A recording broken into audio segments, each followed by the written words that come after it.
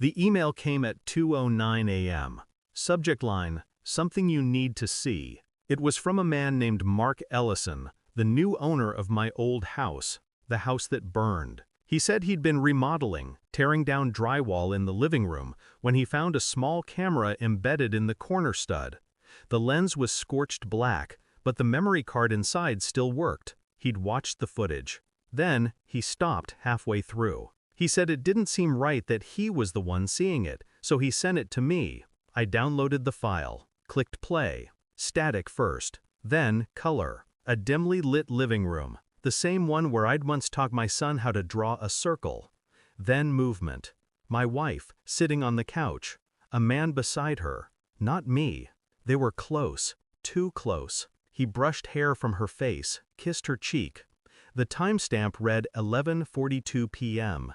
The fire started at 11:50. I didn't sleep the rest of that night, just stared at the flickering reflection of the video on my screen. And somewhere, between grief and fury, a single thought surfaced.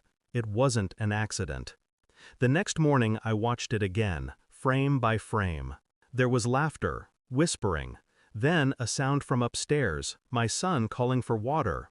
She stood, he didn't move. She looked at him, uneasy. He smiled, said something I couldn't hear. She hesitated, then the screen glitched, static. When it cleared, the man was gone. She was by the kitchen counter, wiping tears. Another timestamp, 11:49. A spark of light reflected in the window, small at first, then brighter. The camera caught her turning, then the feed cut out. I rewound it over and over, searching for what I already knew was there. That spark wasn't electrical. It came from inside the house. Someone had started it. And whoever installed that camera, whoever wanted to watch, wasn't me. I contacted the old detective who'd handled the case. He barely remembered me. Said it was closed, accidental, old wiring, faulty circuit box. Tragic, he called it. Tragic. Like my family was an unfortunate coincidence. I started digging myself. Pulled the insurance reports, the forensics, the cause listed as indeterminate, but there was something buried deeper. A maintenance order filed 2 weeks before the fire, signed by a company that didn't exist. I traced the contact number. It led to a small contractor, licensed under the name Nolan Gray, a name that meant nothing to me, until I saw his photo. He was the man from the video. My wife had brought him into our home, let him fix what wasn't broken, and in return, he burned it down. I looked him up. He died 2 years after the fire. A car crash, instant. But death doesn't erase guilt. The more I learned, the clearer it became.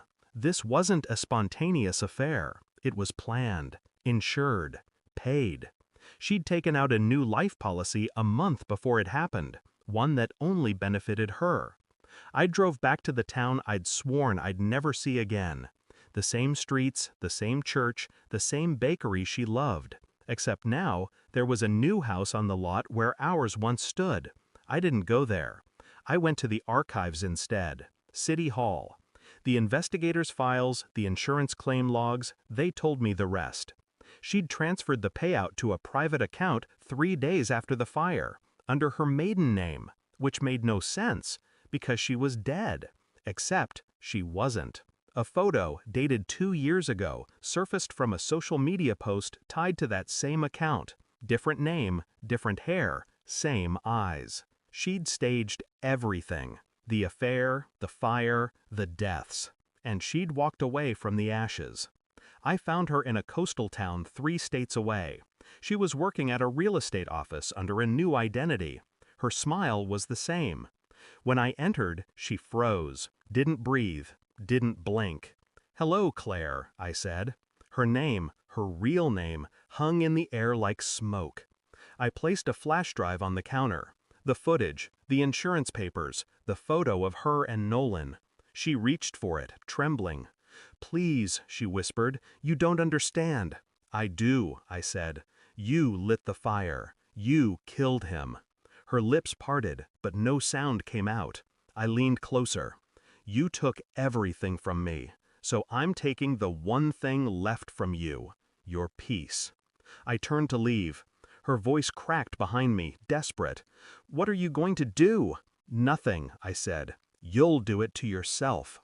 She didn't come to work the next day, or the next week. Her name vanished from the office roster within a month. No obituary, no address, just gone.